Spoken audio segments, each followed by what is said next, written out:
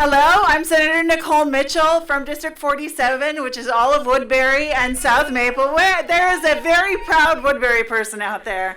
So my background is I actually just retired in November, 32 years in the military as a meteorologist, both for ground troops, but also 16 years of that flying into hurricanes, gathering data with the hurricane hunters. So services like the Weather Service are very near and dear to my heart, and a lot of people don't know how much bang for your buck you get with some of these scientific services. The Weather Service on average costs $6 per person around America, and what we get out of that is 6 billion pieces of data a day collected and put into forecasts and warnings and everything else.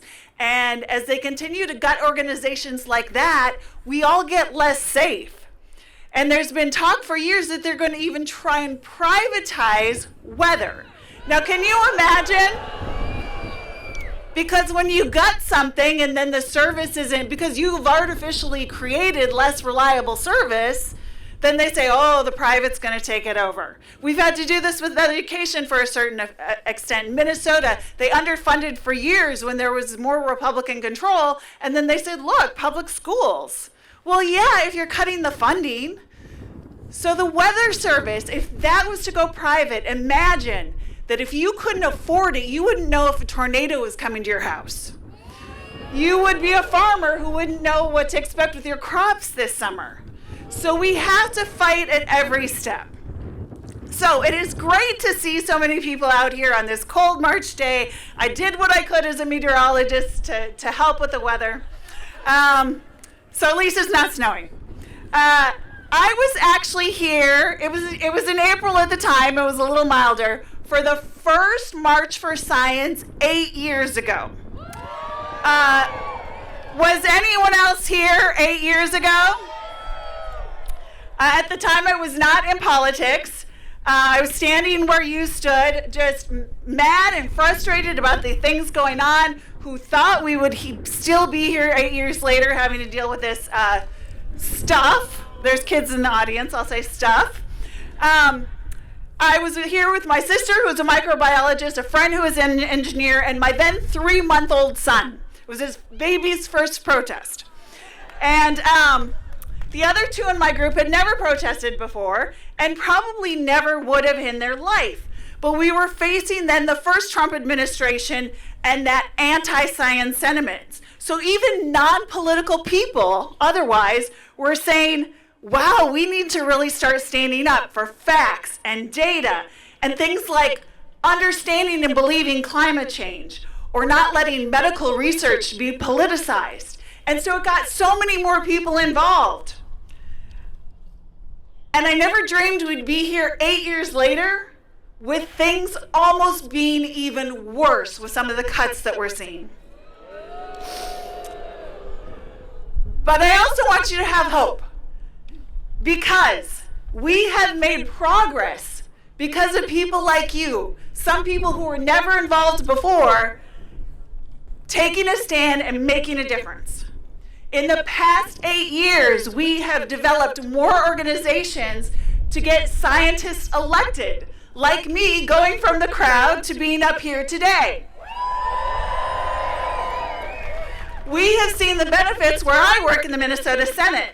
I was part of a freshman class 2 years ago that had the most scientists elected ever, not just 2 meteorologists, but 2 more physicians, both of them having to be female. And things like that have helped turn the tide in Minnesota, at least. So when the anti-science crowd, and I will tell you, the most anti-science spews the craziest stuff in the Senate, came from a school board.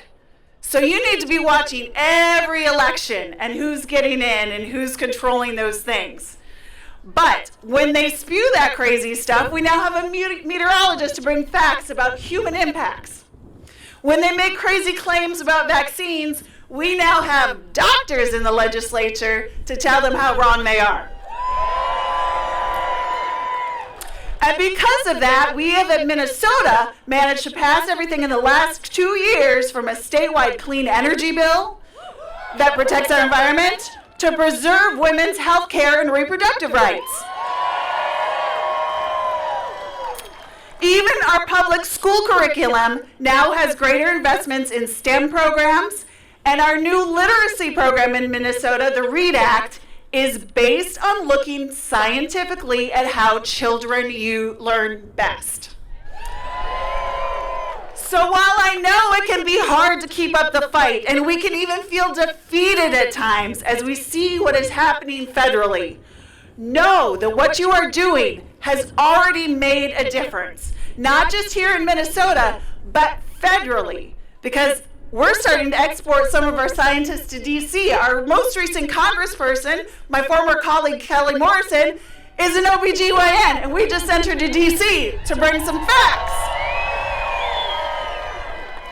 And your calls and letters and helping with campaigns, they have helped slow the tide of some of those cuts. So while you continue to work on the ground, you have my promise, and I'm sure the other legislators here, that we will continue to do everything we can at the state level to keep Minnesota a state that supports evidence-based policies and our wonderful science community. Thank you for being here and showing the world that Minnesota stands for science.